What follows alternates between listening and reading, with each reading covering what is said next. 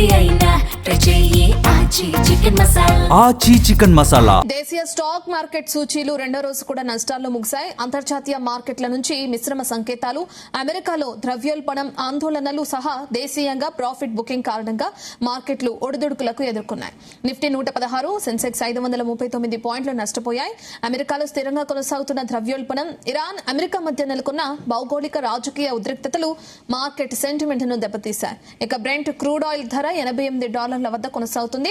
Bullion మార్కెట్లు flat గా కొనసాగుతున్నాయి.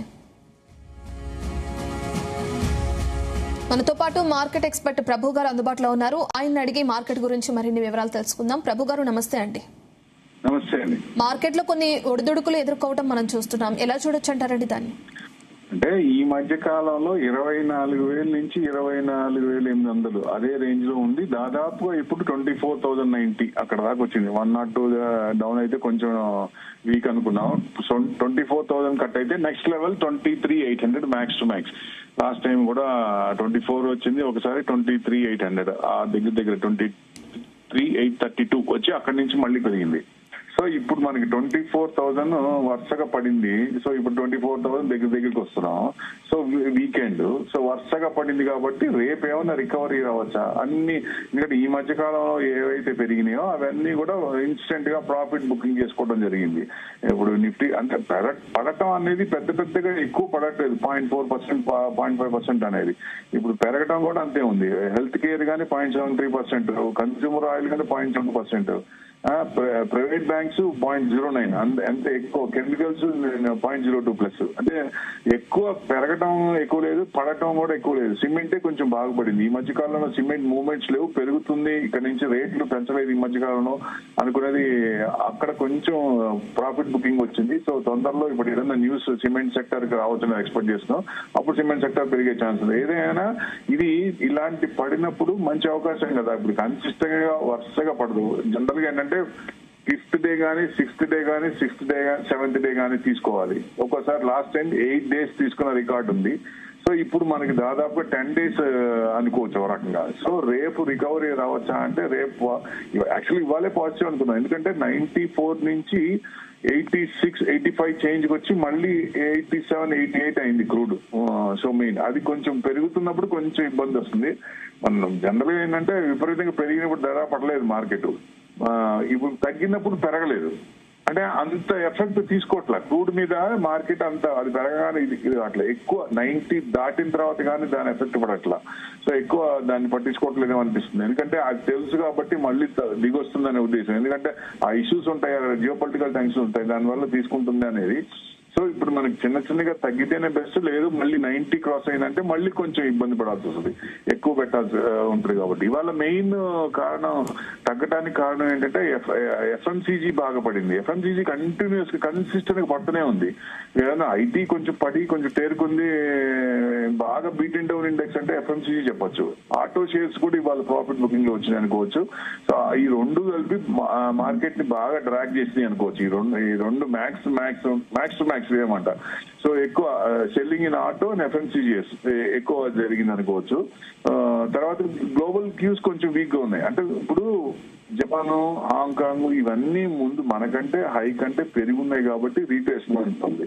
మన హైకే దూరంగా ఉండి అక్కడ కన్సల్టేషన్, డౌన్ సైడ్ కన్సల్టేషన్ వాళ్ళకి ఏదైనా ఇబ్బంది వచ్చినప్పుడు మనం పడిపోతున్నాం. వాళ్ళు బాగా పెరిగినప్పుడు మనం పెరగట్లా. వాళ్ళ 10 పాయింట్లు పెరిగితే మనం 50 పాయింట్లు పెరుగుతున్నాం.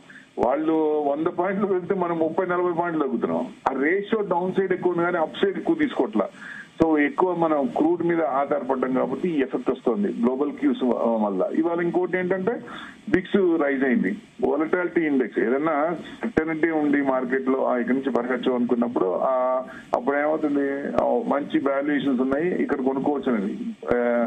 ఎక్కువ వీక్స్ పెరుగుతుందంటే అన్సర్టెనిటీ ఉంది. ఇంకా అంటే రేపు కూడా ఇట్లానే ఉండొచ్చా అనేది. Night US markets gift Nifty ఎలా క్లోజ్ అవుతుంది, రేపు మార్నింగ్ ఎలా ఓపెన్ అవుతుంది అని దాన్ని బట్టి ఉంటాయి కాబట్టి.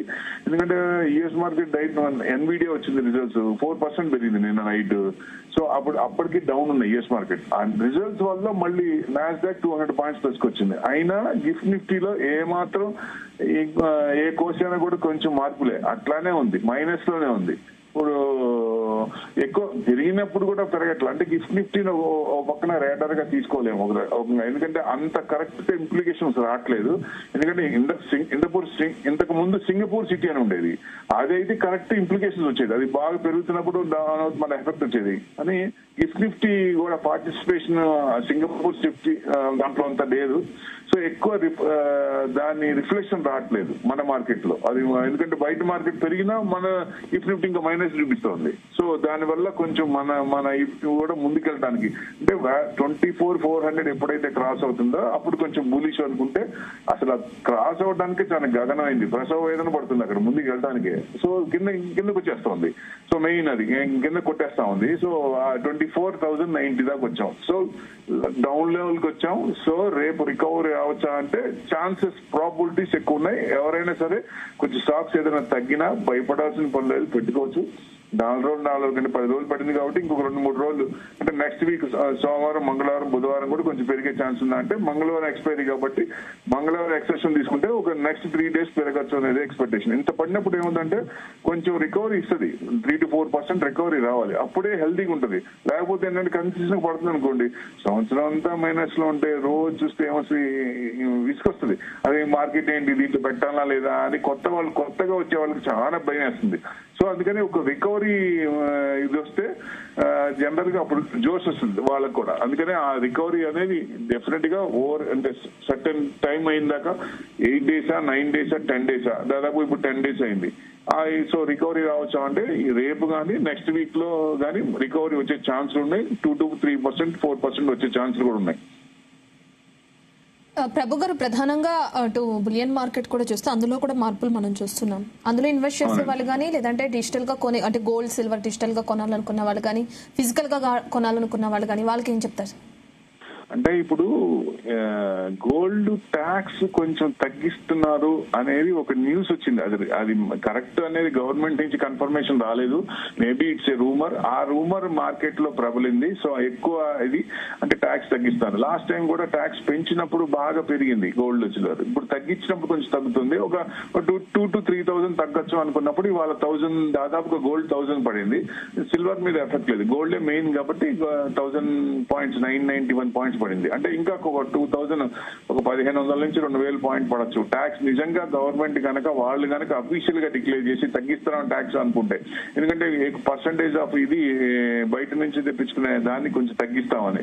పెంచినప్పుడేమో గోల్డ్ విపరీతంగా పెరిగింది, ఇప్పుడు తగ్గింది కాబట్టి కొంచెం తగ్గచ్చు అనేది ఎక్స్పెక్ట్ చేస్తాం. ఎందుకంటే అది కూడా 140 నుంచి 165, 163 చేంజ్, 164 అనుకోండి అక్కడ దాకా వచ్చింది కాబట్టి కొంచెం ఎవరైనా కింద ఉన్న వాళ్ళు ప్రాఫిట్ బుక్ చేసుకుంటారు కాబట్టి ఇది న్యూస్ ఉంది తగ్గుతుంది అనేది. సో రీట్రేస్మెంట్ అయ్యే ఛాన్స్ ఉంది. కొంచెం భారీగా ఏం పడదు, ఒక 2,000 నుంచి 3,000 దాకా పడే ఛాన్స్ ఉంది. మళ్ళీ కొంచెం షార్ట్ టర్మ్ కూడా కొంచెం ఇదే ఉంది అనుకున్నాం, ఇది బులిష్ గానే ఉందని. లాంగ్ టర్మ్, షార్ట్ టర్మ్ రెండు బులిష్ గా ఉన్నాయి. ఇంట్రెస్ట్ రేట్ తగ్గే ఛాన్స్ ఉంది కాబట్టి మళ్ళీ కొంచెం పెరిగే ఛాన్స్ ఉంది. ఇప్పుడు ఉన్న ట్యాక్స్ తగ్గిస్తారనే ఉద్దేశంతోనే గోల్డ్ కొంచెం తగ్గే ఛాన్స్ ఉంది.